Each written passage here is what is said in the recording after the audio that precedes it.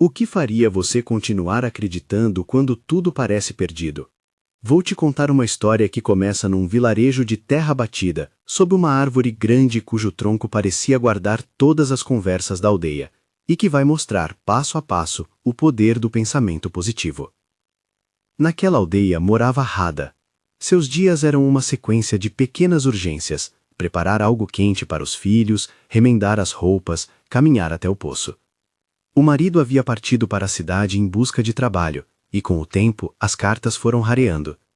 Havia noites em que o silêncio da casa parecia gritar. As crianças acordavam com fome, os olhos de Rada estavam cada vez mais fundos. A comunidade a havia carregar sacos, contar moedas miúdas, tentar transformar pouco em suficiente.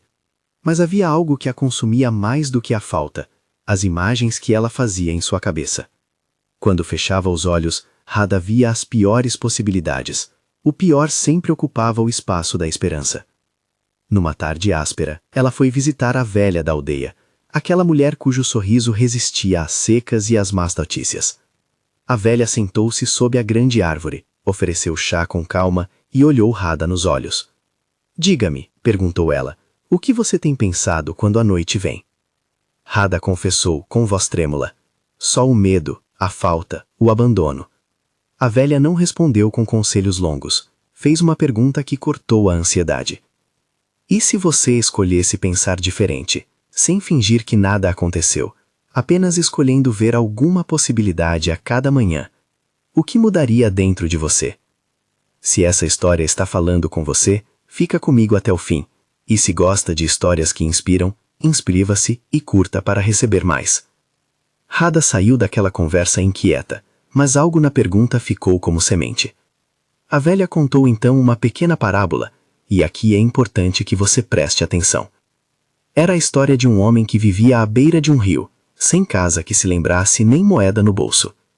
Todas as manhãs, ele acordava olhando para o que lhe faltava, e seu corpo se dobrava cada vez mais para dentro.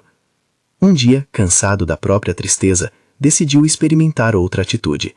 Ao invés de contar o que não tinha, contou o que via: o rio que corria, peixes que apareciam após a chuva, uma árvore que oferecia sombra. Não foi mágico, foi um rearranjo de foco. Ao notar o rio, percebeu também que suas mãos eram fortes o suficiente para remar. Começou a pescar com mais esperança, vendeu pescado na vila, trocou favores e aos poucos construiu um pequeno barco. Nada de sorte extraordinária.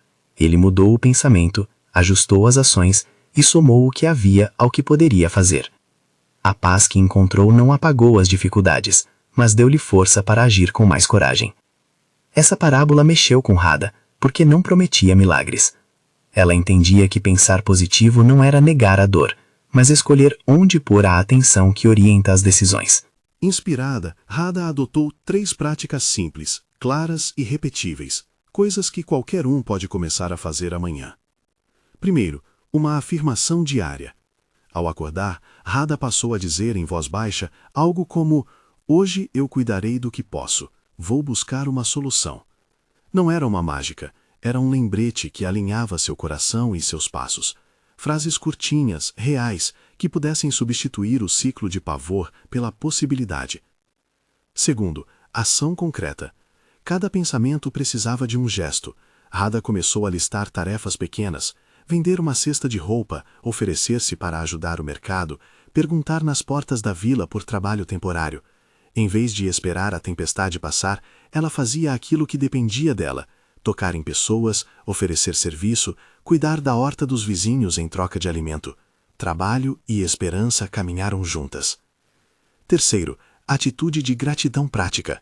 Não se tratou de minimizar a dor, mas de reconhecer elementos que existiam: um vizinho que podia emprestar ferramentas, uma árvore que dava frutas, crianças que ainda tinham o riso como refúgio.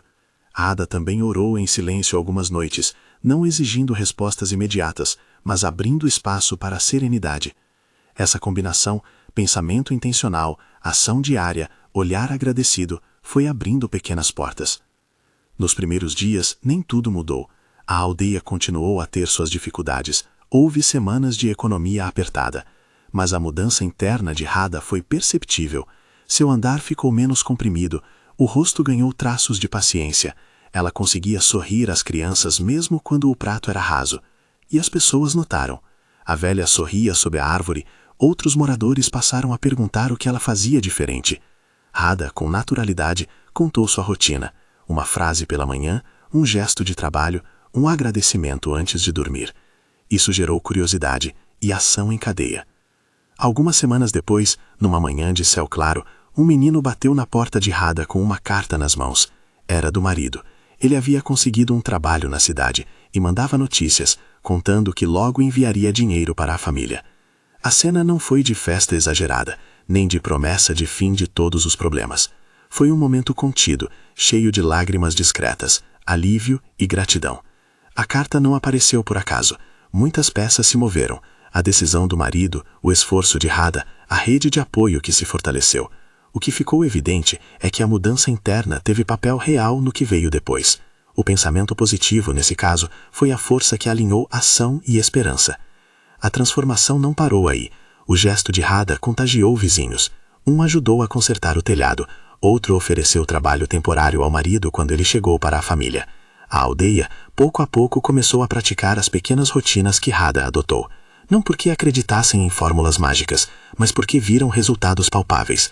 Um olhar mais sereno diante das dificuldades e mais disposição para agir junto. E o que essa história pode significar para você? Primeiro, que pensar positivo não é fingir que a vida é perfeita. É escolher onde você coloca a atenção para que suas ações saiam de um lugar de medo e não só de reação. Segundo, que pequenas práticas, uma frase pela manhã, um passo concreto, um gesto de gratidão, são ferramentas para transformar sua energia e sua ação. Terceiro, que o apoio da comunidade faz diferença. Compartilhar o peso com alguém, pedir ajuda, aceitar um gesto de solidariedade é parte do caminho.